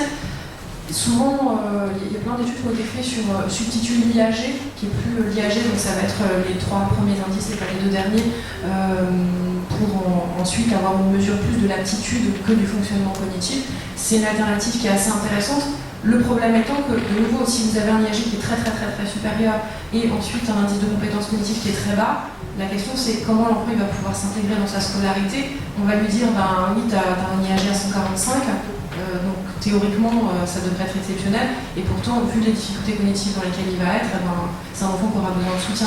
Donc le problème est là, c'est-à-dire que du coup ça va survaloriser ces compétences qui certes sont là mais qui ne sont pas encore applicables dans le réel, quoi. Donc c'est toujours intéressant quand même de calculer avec la demande de travail la vitesse de traitement. Et sur le plan, vous avez utilisé le mot plusieurs fois, le plan narcissique pour le gamin, ça peut changer un petit peu les choses. Oui, alors ça de nouveau c'est un questionnement auquel j'ai pas de réponse, hein, mais c'est très compliqué de savoir ce qui se passe dans la tête d'un enfant quand on lui annonce qu'il est surdoué. C'est-à-dire que pour lui c'est quelque chose d'assez... c'est un concept un petit peu vide en fait, hein. Il entend super-héros, surdoué, super-héros, super-génie. Voilà, les témoignages que j'ai d'enfants qui ont été détectés et qui sont aujourd'hui adultes, ils sont très mitigés, c'est-à-dire qu'il y en a qui vont dire au contraire ça a été une pression phénoménale parce que mes parents, vu que la psychologue leur a dit que j'étais surdouée, ils m'ont mis une pression de réussite incroyable. Ça a été une pression pour moi aussi de me dire que je devais faire des choses extraordinaires. Voilà, ça a été une pression de la société parce que les enseignants étaient au courant. Donc c'est très compliqué. Vous en avez qui disent moi j'aurais pas voulu sauter de classe finalement. Vous en avez qui disent non, au contraire, si j'avais pas sauté de classe, quelle horreur. Vous en avez qui effectivement auraient rêvé qu'on les détecte plus tôt. Voilà, c'est toujours très particulier, quoi. Du processus d'apprentissage, il y a des différences entre un enfant qui est surdoué et un enfant qui ne l'est pas. Vous disiez tout à l'heure qu'il y avait l'accès aux résultats sans passer nécessairement par les choses méthodologiques ou la segmentation. Et est-ce que ça veut dire qu'ils ne segmentent pas ou est-ce qu'ils vont plus vite? Ils vont souvent plus vite, ils sont capables de segmenter aussi. Une des difficultés que ça peut entraîner, c'est qu'il n'y a pas de solidification de la mémoire. C'est-à-dire quand on apprend, je ne sais pas, une poésie, on l'a lit une fois, on la connaît par cœur. C'est facile, le lendemain sur le lendemain, il y a le contrôle, on connaît sa poésie, on a 20. Mais par contre, 3 semaines après, on ne s'en souvient pas. Alors qu'un enfant qui n'a pas une aussi bonne mémoire, il va la lire 1 fois, 2 fois, 3 fois, 4 fois, 10 fois, et par contre, il s'en souviendra 10 ans après. Donc il y a une structuration au niveau des couches de mémoire, une structuration au niveau de la mémoire profonde qui est beaucoup moins importante, ce qui peut créer des lacunes éventuellement scolaires. Voilà, ça c'est des choses qu'on peut observer, c'est pas systématique non plus, parce qu'il y en a qui ont même ce côté un peu superficiel de la mémoire, qui ont quand même une mémoire à long terme qui est très importante, donc ça va dépendre encore une fois de l'enfant, quoi.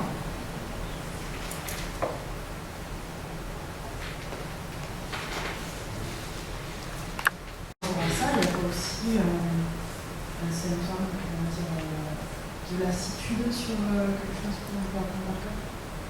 Oui.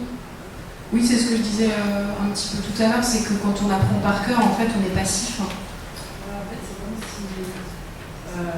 si mon mémoire allait se passer. Non. Par exemple, dans la comptabilité, il y a des comptes comptables qui, quand on était à l'école, j'avais appris par cœur. Et là, à l'heure d'aujourd'hui, moi, je ne sais plus. Alors que je les ai plus. C'est comme si... C'est comme si ça s'était effacé. Alors, c'est ce qu'on appelle la mémoire sélective.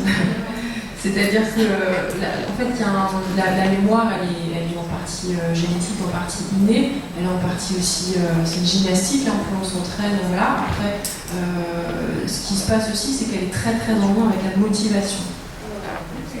Si j'ai pas envie, en fait, ça m'intéresse plus. Oui, c'est bien.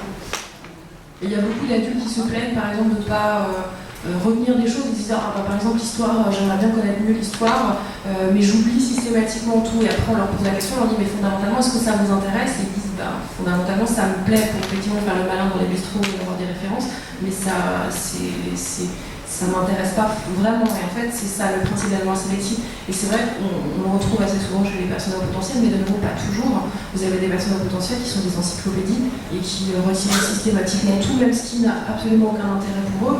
Vous en avez d'autres au contraire qui vont fonctionner plus sur une mémoire émotionnelle, et c'est-à-dire que si ça a un sens pour eux, ils vont l'intégrer presque à leur système de pensée, ils vont oublier l'auteur, ils vont faire de cette référence quelque chose de leur principe à eux, et puis ils vont complètement oublier.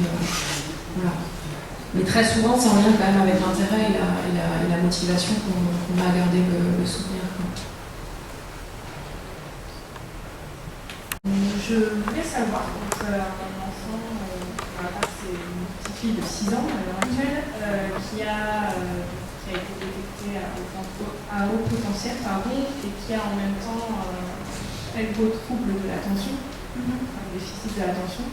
Je voulais connaître les causes en fait. Est-ce que c'est génétique ou et est-ce que ça va l'affecter toute sa vie, ou est-ce qu'en mettant des choses en place, ça va disparaître progressivement?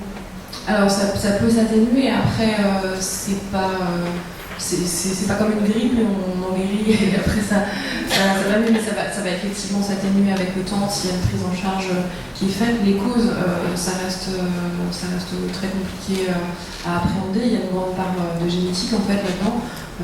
Voilà, c'est comme si vous disiez quelles sont les causes de la précocité. C'est une question très très complexe en fait. Toujours plusieurs facteurs qui interagissent en même temps.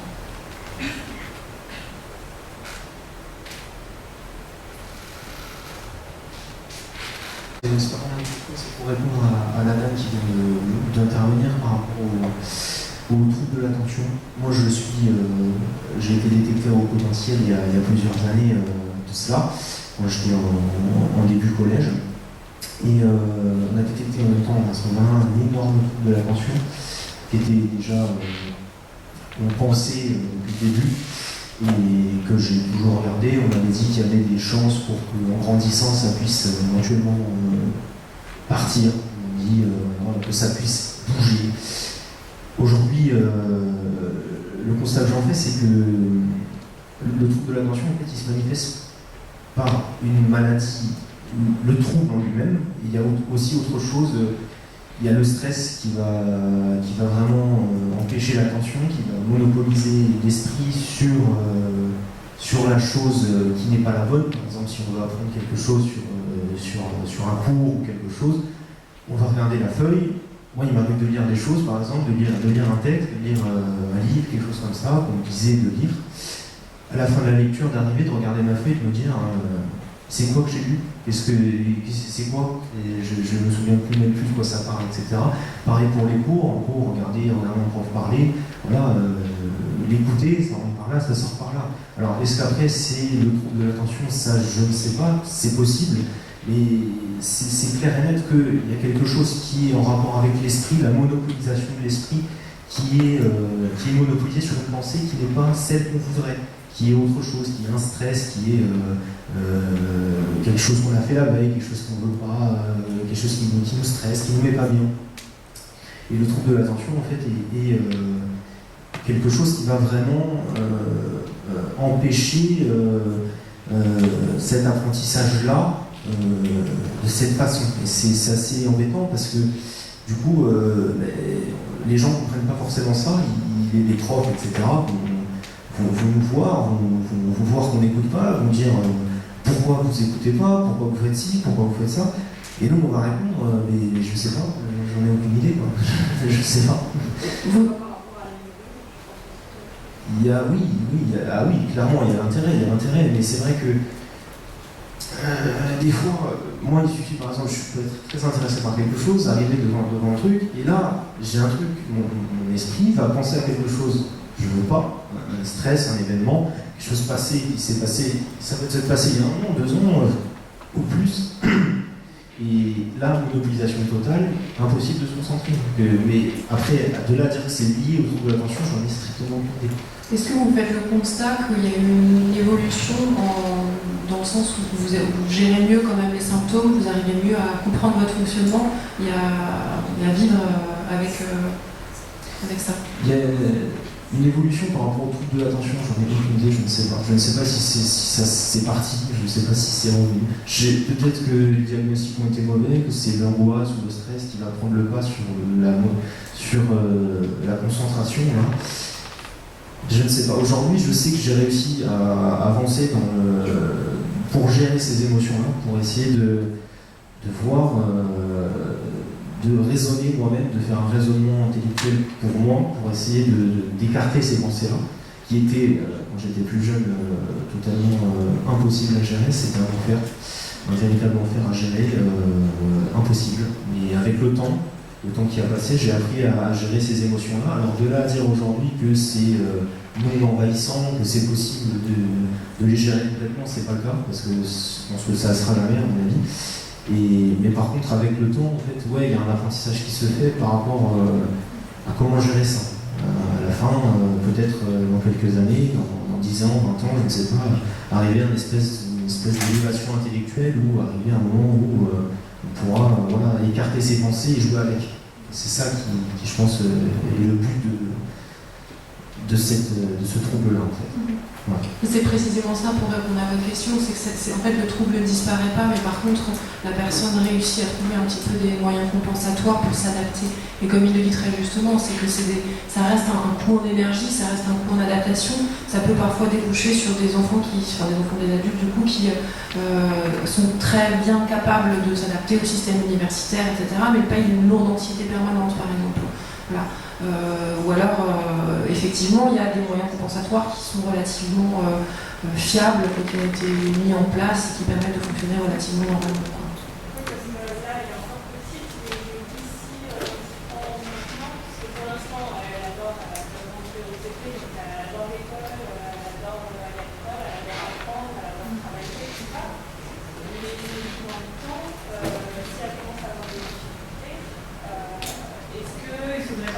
Une AVS ou quelque chose comme ça qui puisse en temps réel dans la classe la regarder quand elle s'éparpille et qu'elle s'occupe des choses dont elle ne va pas s'occuper. Il faut voir comment ça évolue après aussi.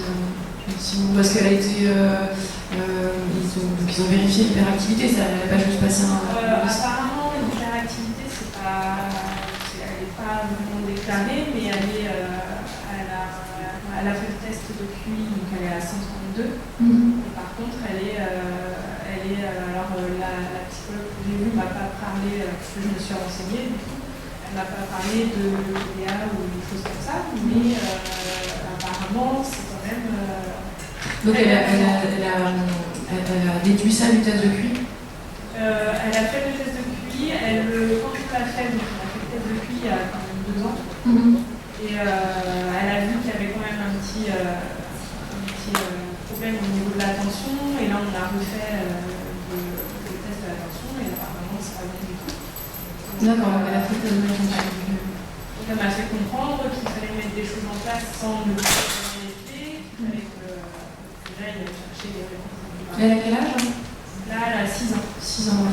Parce qu'après, il faut se dire aussi, il y a des tests qui existent même pour les enfants de 4 ans, les tout petits enfants, mais un enfant, il ne s'implique pas de la même manière dans un test de QI quand il n'en comprend pas l'enjeu. Un coup, si ça va l'intéresser, il va s'impliquer, un coup, si ça va pas l'intéresser, il ne va pas s'impliquer. Donc ça peut être intéressant aussi de la retester d'ici 1 ou 2 ans, parce qu'elle est quand même encore jeune, pour voir effectivement si c'est pas simplement que... parce que le test de QI, il est quand même assez attractif pour les enfants, les tests d'attention, ils ne sont pas spécialement marrants. Donc pour peu, effectivement, qu'elle ait ce jour-là pas eu envie d'être là, c'est quand même important au moins de refaire un bilan un peu plus tard, quoi. Il faudrait refaire carrément tout le bilan ou... Attendre 2 ans, oui, refaire tout le bilan pour voir s'il y a une évolution. D'accord.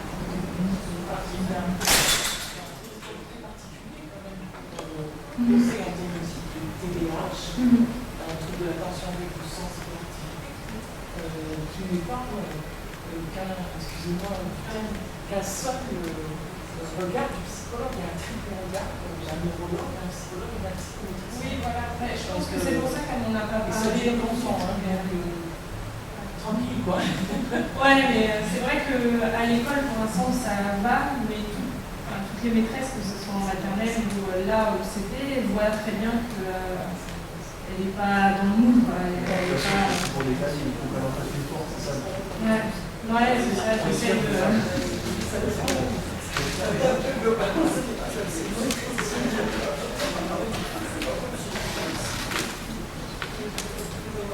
Petite fille à 7 ans, elle a un petit peu le même profil. Du coup, nous, pour l'aider, elle a fait son CP à la maternelle et suspectée avec qui c'était l'attention importante, elle avait un mot. Le CP s'est bien déroulé, elle était dans l'apprentissage. Et la fin de l'année, elle était un peu laborieuse, elle a beaucoup du tout à l'école, avec la maîtresse des étudiants en Algérie, tout ça. Donc on a fait un petit bilan orthophonie, c'est pas mal. La pédiatre a dit, moi je suspecte une précocité, on va faire un bilan. Donc on a révélé un petit trouble de l'attention, et avec associé également une dyslexie. Voilà, ça c'est la question qu'on pose, tout à fait. Mais pour l'aider, pour lui donner des clés, on a décidé de mettre en place un suivi dès maintenant, en trimestre long, pour justement l'aider à gérer son attention et tout ça. Donc la pédiatre a dit, soit on ne le fait pas en école la semaine, soit la petite exprime une difficulté, une souffrance par rapport à l'autre, on a décidé pour l'aider de le mettre en place. Donc elle a psychomote et l'orthophonie. Et voilà. Donc ça se passe pendant le temps scolaire, le lundi après-midi. Comme ça, il est plus à l'écoute.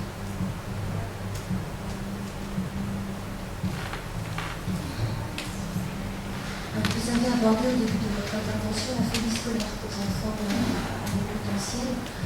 Que préconisez-vous dans ces cas-là aux parents? Que mettez-vous en place pour ces enfants? Ça dépend toujours. En fait, le principe de la phobie, si par exemple vous êtes agoraphobe, vous avez peur de la foule, si vous restez cloîtré chez vous et que vous ne sortez plus jamais, ça va renforcer la phobie. C'est-à-dire qu'après ressortir, ce sera encore plus pénible. Donc il s'agit toujours de trouver en fait un équilibre entre se confronter un tout petit peu à la phobie sans y aller trop fort. Parce que si vous y allez trop fort, vous renforcez le traumatisme, et là de nouveau c'est l'effet inverse, c'est-à-dire que si par exemple vous prenez un agoraphobe et que vous le jetez dans la foule en lui disant c'est bon, à un moment donné tu vas te rendre compte que c'est rien, là vous le retraumatisez, vous remettez une couche et ça va être encore pire. Donc c'est vraiment toujours de trouver un équilibre. Pour répondre clairement à votre question, dans un premier temps, c'est d'évaluer à peu près dans quelle phase de la personne est, c'est-à-dire que si elle fait des crises d'angoisse, rien qu'à l'idée d'évoquer l'école, pour l'instant il faut la protéger, il faut la mettre à l'abri et il faut surtout qu'elle puisse se ressourcer, se reconstruire sur le plan psychique et physique, parce que ça impacte autant la phobie scolaire, le corps que le mental. Et une fois qu'elle commence à envisager avec un tout petit peu plus de sérénité l'idée même de l'école, là il va falloir progressivement, ce qui va être intéressant, c'est de lui permettre de reprendre le contrôle sur un environnement qui est devenu hostile, c'est-à-dire de mettre en place par exemple des choses en accord avec le conseil d'établissement, quand celui-ci est coopératif par exemple, que l'enfant puisse se rendre à n'importe quel cours et décider de partir quand il veut. Si par exemple il commence à avoir une montée d'angoisse, pour que lui reprenne le contrôle sur la situation, puisse même éventuellement au départ choisir ses cours, parce que c'est toujours un problème un problème de contrôle quelque part qui crée une phobie, c'est que l'enfant il est envahi dans des choses qu'il ne maîtrise plus et à partir de ce moment-là, c'est comme s'il ne se sentait plus exister du tout, quoi. Voilà. Donc ce qui est intéressant toujours, c'est de fonctionner par étapes et de permettre à l'enfant de faire en sorte qu'il puisse le faire sans être contraint, quoi.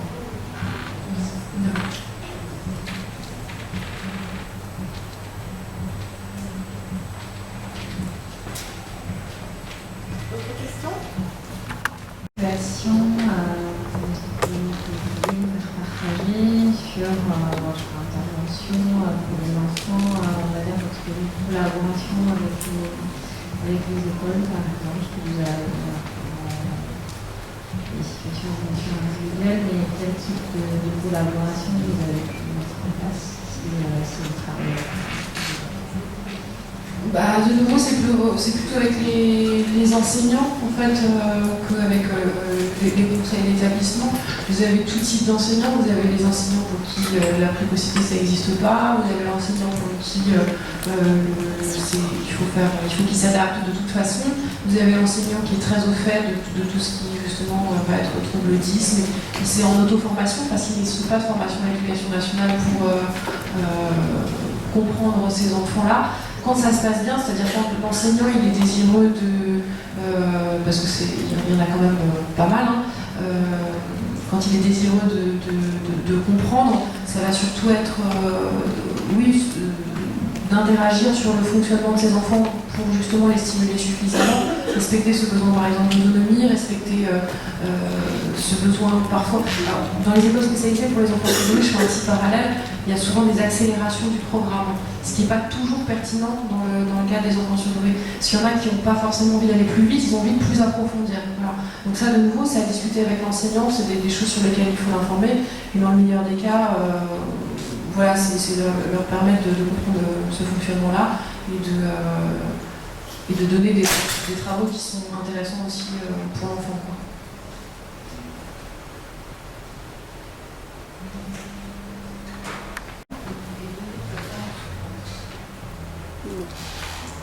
Au cabinet ?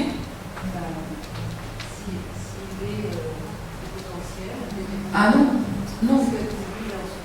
Non, pas nécessairement. Il y a des enfants qui viennent se faire bilanter juste pour un saut de classe, dans le cadre d'un saut de classe, alors, parce qu'ils sont en avance et puis ça roule très bien. Après, dans l'absolu, on ne peut pas dire qu'ils sont heureux et totalement épanouis, parce qu'il y a toujours des hauts et des bas dans la vie, et que pour n'importe quel enfant, pour n'importe quel adolescent ou adulte, c'est pareil. C'est-à-dire qu'il y a des moments où on est bien, des moments où on est un petit peu moins bien, des moments où on se construit et où tout est fluide. Et voilà, donc dire qu'ils sont parfaitement heureux en adéquation tout le temps, non, mais comme n'importe qui en fait. Cela dit, il y en a qui effectivement sont très épanouis et ne souffrent pas nécessairement de leur haut potentiel. La seule source de souffrance éventuellement, c'est ce sentiment de décalage. Parce que ça peut conduire à de la solitude, un sentiment d'étrangeté, voilà, parce que les questions intellectuelles forcément va créer une différence de fonctionnement, quoi. Mais on peut l'appréhender de nouveau de manière philosophique ou de manière terrible, quoi. On peut se dire, bon, je vais essayer d'expliquer comment je fonctionne, je vais rencontrer des gens qui fonctionnent comme moi. Voilà.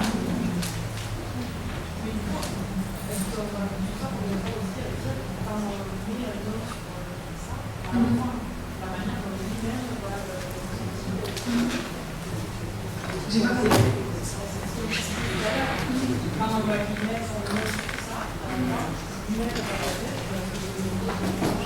Oui. Oui, alors ça c'est très... Elle disait qu'à partir du moment où justement il y avait une détection, si j'ai bien compris, du coup l'enfant le vivait différemment. Et ça effectivement c'est fondamental parce que...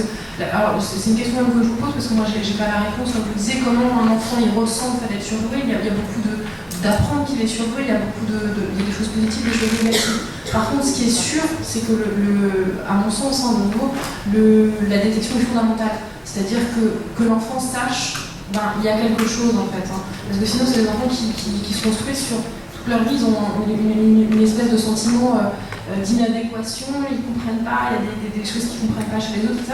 Et ça grandit en eux, et ça peut après de leur donner un sentiment d'être monstrueux, et d'être profondément bête, d'être profondément fou, d'être incapable de vivre comme tout le monde. simplement parce qu'on n'a pas mis un mot sur cette différence. La question, voilà, c'est de savoir comment on explique ça, comment on explique à un enfant tu es surdoué sans effectivement plaquer l'idée de génie, sans plaquer non plus l'idée de caractéristiques psychologiques. Oui, il y a une question. Merci. En fait, c'est pas forcément une question, c'est justement en allant dans votre sens. Je pense qu'effectivement, la façon dont le mot HP est posé à l'enfant dépend surtout des conditions dans lesquelles il est testé. Et surtout, comment c'est expliqué par le psychologue, comment c'est réexpliqué et comment c'est intégré par les parents. Ça, je pense que voilà, ça rejoint un peu le thème. C'est-à-dire, je pense qu'il n'y a pas de situation type. Alors, moi, si je parle de mon expérience personnelle, ça a été, pour ma fille aînée, ça a été, on est vraiment tombé sur une psychologue vraiment au top, c'est-à-dire qu'elle va expliquer, sans forcément donner cette notion de tu es supérieur, tu es... Non, ça n'a pas du tout, ça a été plutôt sur tu as un fonctionnement différent. Vous savez, moi, ma fille, justement, ça a été je me sens décalage, je me sens différente des autres, je ne comprends pas pourquoi. Donc elle lui a répondu en disant, voilà, il y a une explication, tu as un fonctionnement différent, voilà, il n'y a pas de notion de supériorité.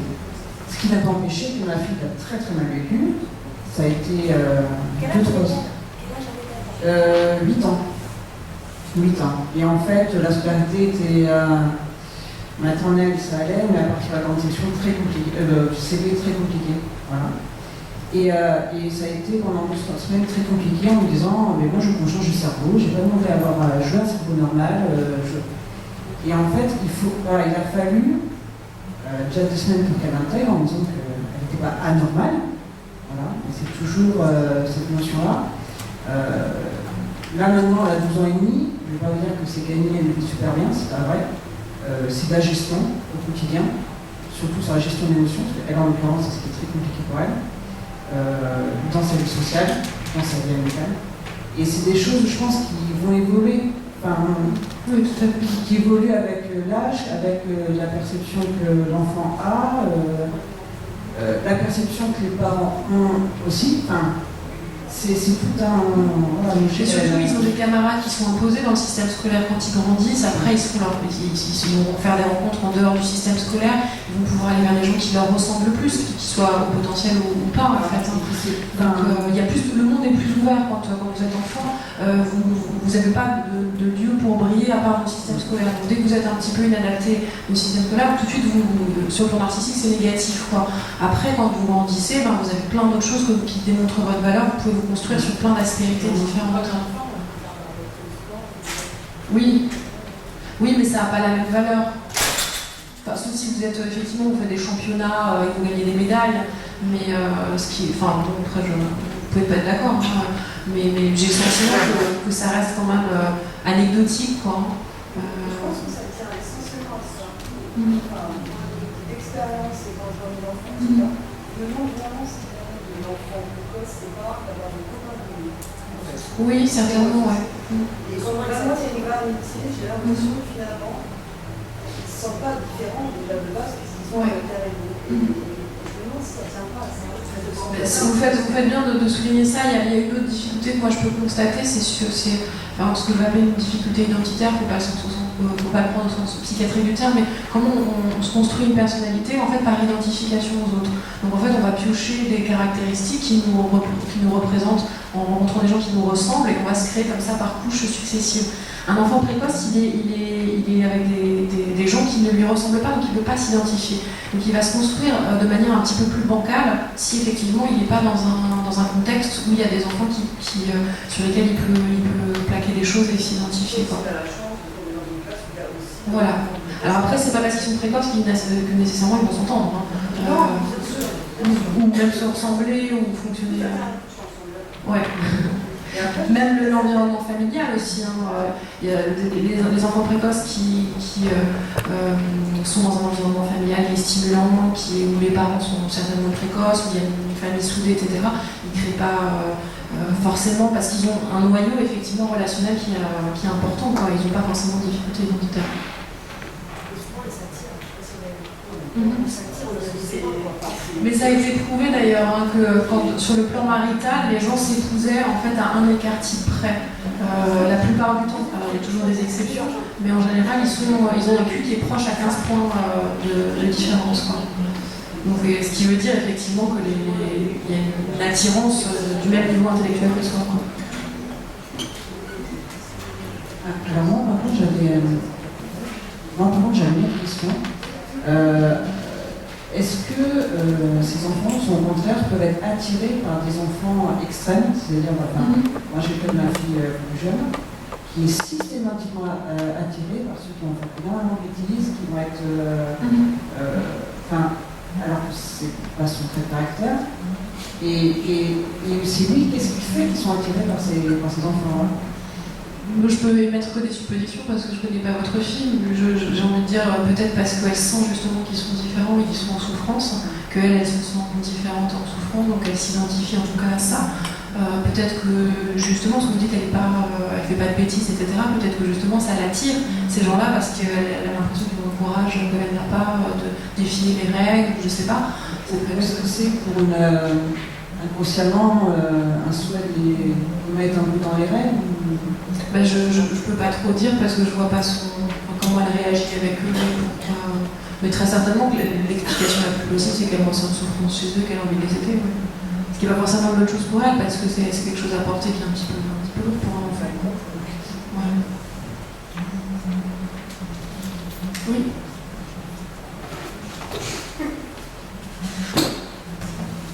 Moi j'ai lu quelque part que si on avait un environnement néfaste, quelque chose qui va nous arriver, on va perdre un parent ou quelque chose, ça peut retarder les effets du potentiel chez l'enfant, par exemple.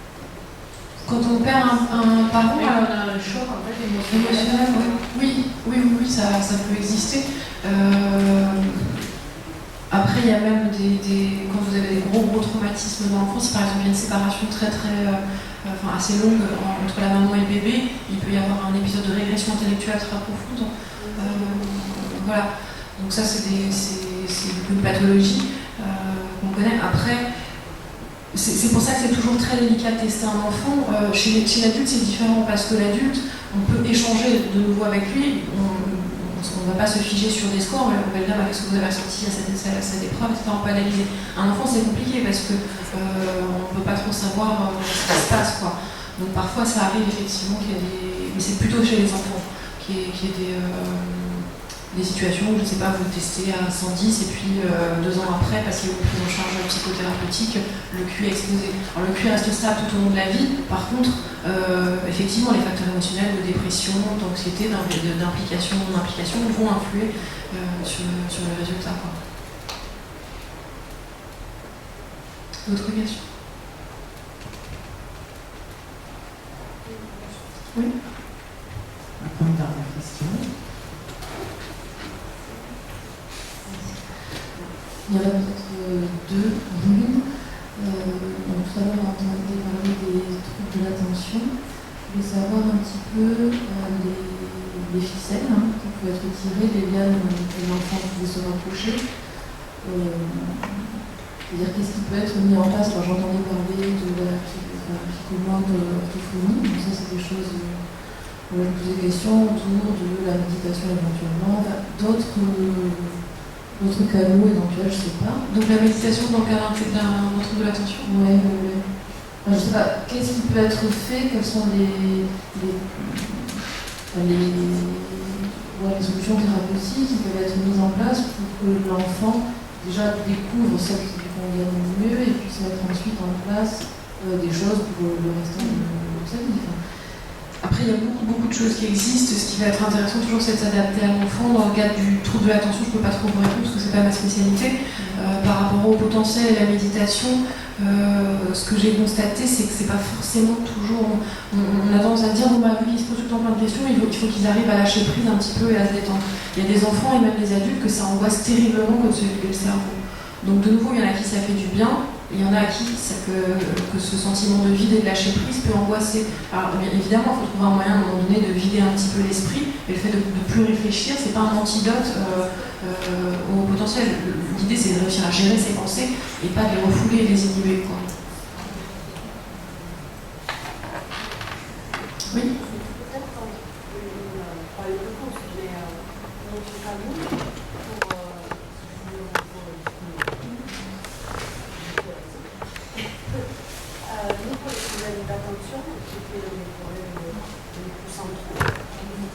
Ah oui, pardon. Mon fils aîné, donc les problèmes d'attention, c'était très embêtant avec l'école. On a fait de la orientation cognitive avec une neuropsychologue qui travaillait vraiment sur l'attention. C'est pas un travail de psychologue, je veux dire, sur comment ça s'est passé la journée, c'est péjoratif. Et c'était vraiment très ciblé. Alors, c'est des trucs qui se développent pas beaucoup en France. Et c'est quelqu'un qui s'était formé au Canada. Et vraiment sur des choses pointues sur l'attention. Alors, d'un coup, c'était 3 semaines sur l'attention visuelle, et puis après sur l'attention sélective, l'attention divisée, l'attention auditive, blablabla. Et ça a super bien marché pour Max. Et puis la médication. Donc ça a marché pour nous. Ouais, pour Max, ça a marché du tonnerre. Et la médication. Ah oui. Et la médication. Mais je dis bien les deux. Les deux. Mais voilà, mais c'est dur à trouver, c'est pas pareil.